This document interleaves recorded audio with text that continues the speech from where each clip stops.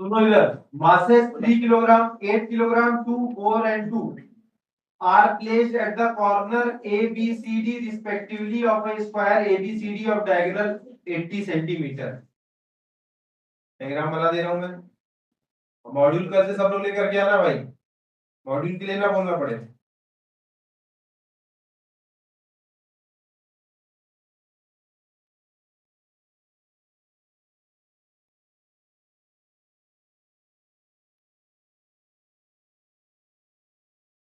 Y axis, X axis, 8 kilogram, 2 kilogram, 4 और 2, 8 kg यहां रख लो, 2 किलोग्राम, 4 किलोग्राम, 2 किलोग्राम।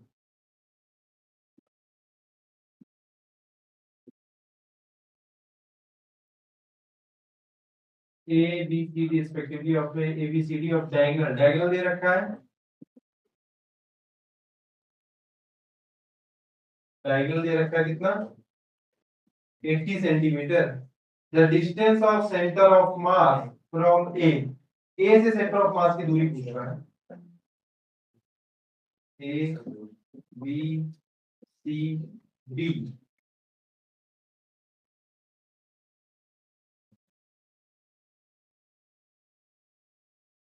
ठीक है, चलो थैंक यू। ए पॉइंट से सेंटर ऑफ मास की दूरी, ए पर 8 केजी रखा है, बी पर 2 केजी, सी पर 4 केजी एंड डी पर 2 किलोग्राम।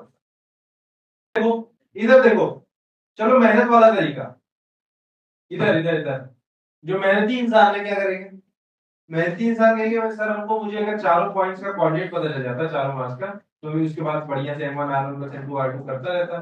ठीक है, तो चलो जल्दी जल्दी निकाल लेते हैं, मेहनती वाला तरीका करेंगे। क्या हो जाएगा इसका कोऑर्डिनेट भाई, क्या होगा 0,0, इसका कोऑर्डिनेट क्या होगा, अरे 0, कैसे बोल रहे हो भाई, तो एक्सपोनेंट पहले आएगा। हाँ पहली बात तो हमको इसका डायगोनल पता है, अभी मुझे इसका एक्सपोनेंट तो पता है, मुझे स्क्वायर की साइड नहीं पता है अभी। कैसे पता करेंगे, आसानी से पता कर सकते हैं, ये डायगोनल इसको बाइसेक्ट करता है ना, तो ये एंगल कितना होगा 45 डिग्री, तो ये दूरी कितनी हो जाएगी, this would be 80 cos 45, 80 cos 45 होगा, इससे सब लोग एग्री करते भी नहीं करते। हाँ 80 cos 45 की वैल्यू हो जाएगी 40√2, cos 45 की वैल्यू 1/√2, दैट वुड बी 40√2। इसमें किसी को कोई डाउट, कितने लोग कितना काम कर लिए, स्क्वायर की साइड निकालनी, स्क्वायर की साइड निकालनी, तो इसका कोऑर्डिनेट लिखना तो बड़ा आसान हो गया, इसका हो गया 40√2, 0, बोलो सही बात है।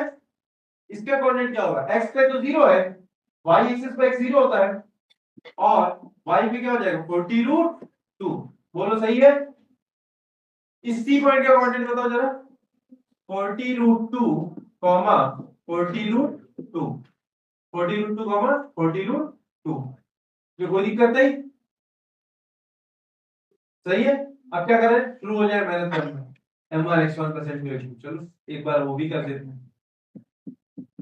क्या हो जाएगा, m1 x1 8 × 0, 0 हो गया, बोलो 2 × 40√2 प्लस 4 × 40√2 प्लस 2 × 0, तो उसका कुछ लेना देना नहीं, अपॉन नीचे जो टोटल मास होगा 8 और 2 10, 14, 16, क्या 16 ही है, बोलो सही बात है। चलो x coordinate of centre of मास हमारा आ गया 80√2 प्लस 160√2/16, तो ये आ गया 5√2 प्लस 10√2, मतलब आ गया 15√2।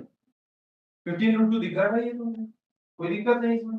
जरा y coordinate of centre of मास निकालो, क्या हो जाएगा m1 y1 + m2 y2 + m3 y3 + m4 y4 upon m1 + m2 + m3 + m4, चार मास है। m1 y1 8 × 0 खत्म, 2 × 0 खत्म, बचा ये 4, 4 × 40√2 प्लस 2 × 40√2 डिवाइड में टोटल मास 16, ये तो बिल्कुल सेम कैलकुलेशन दिख रहा है जो यहाँ पे 4 into 40 root 2 plus 2 into 40 root 2, मतलब इसकी वैल्यू भी क्या आ जाएगी 15 root 2। तो ये क्या आ गया, ये तो सेंटर ऑफ मास के कोऑर्डिनेट आ गए ना। तो अगर मैं r सेंटर ऑफ मास लिखता तो मैं लिखता x coordinate of centre of mass i cap plus y coordinate of centre of mass j cap, जिसमें आ जाता 15 root 2 i cap plus 15 root 2 j cap. मुझसे तो दूरी पूछी है ना, इसका मैग्नीट्यूड पूछा है ना, ओरिजिन से इसकी दूरी पूछी है। क्या करेंगे, वेक्टर का मैग्नीट्यूड निकालना आता है नहीं आता, क्या अंडर रूट में i कैप के कोएफिशिएंट का स्क्वायर प्लस j कैप के कोएफिशिएंट का स्क्वायर।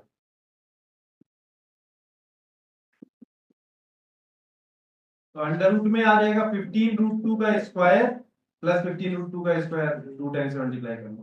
तो 15 15 जा कितना हो जाएगा 225 इंटू 2 कितना हो जाएगा 450 इंटू 2 कितना हो जाएगा रूट ओवर 900।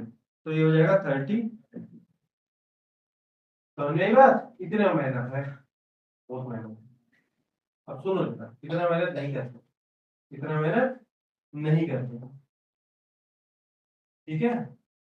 कैसे करेंगे अगर इतना मेहनत नहीं करेंगे, ध्यान से सुनना, इतना ध्यान देना, जो पढ़ा है उसी में अप्लाई करेंगे। ये 2 kg ये 2 kg है, ध्यान देना, इधर बातें करें तो गया फिर।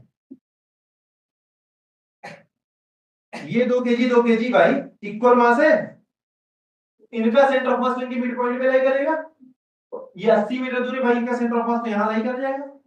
बोलो एग्री करते हो कि नहीं करते, नहीं समझ आएगा तो भाई ये 2 kg इस लाइन से जुड़े गए ना, और इनको जोड़ने वाली लाइन के अलाउंग में ही कहीं ना कहीं लाई करते हैं, बट ये दोनों मास तो बराबर है, और अगर दोनों मास बराबर होते हैं तो उनका सेंटर ऑफ मास उनके मिड पॉइंट पे लाई करता है। तो इसका मतलब मैं ये मान सकता हूँ 2 और 2 4 kg यहाँ पे रखा हुआ है।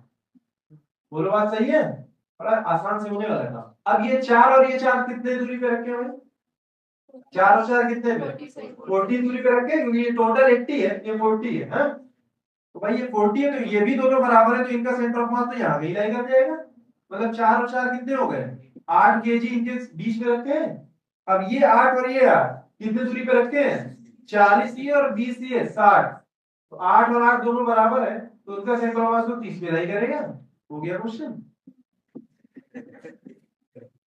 हो गया नहीं हो गया? कौन सी हमने मेहनत कर दी, और मेहनत करते चले गए, डायगोनल निकाल दिया, सब कर दिया, ठीक है, समझ में आई बात। इसलिए वो वाला अब तुमको समझ में आएगा कि भाई वो तरीका कितना इफेक्टिव है। 2 मास मतलब 10 भी मास है, 5 मास भी दिया है, बट दो को एक बार एक साथ करके देख सकते हो। जनरली इस टाइप का क्वेश्चन इसी लिए दिया जाता है कि बच्चे फंसे, बेसिक तरीके से जाए, कुछ करना ही है। कैलकुलेशन पेन भी नहीं चला है ना, सिर्फ तो तुरंत तुरंत देखते चले गए कहां पे सेंटर ऑफ मास लाएगा। ये दूसरा वाला तरीका समझ में आया कि नहीं तरीका, पहले ये वाला तरीका भी लिख लो, ये तरीका भी मेहनत वाला तरीका भी होना चाहिए, लिख लेना मेहनत वाला तरीका।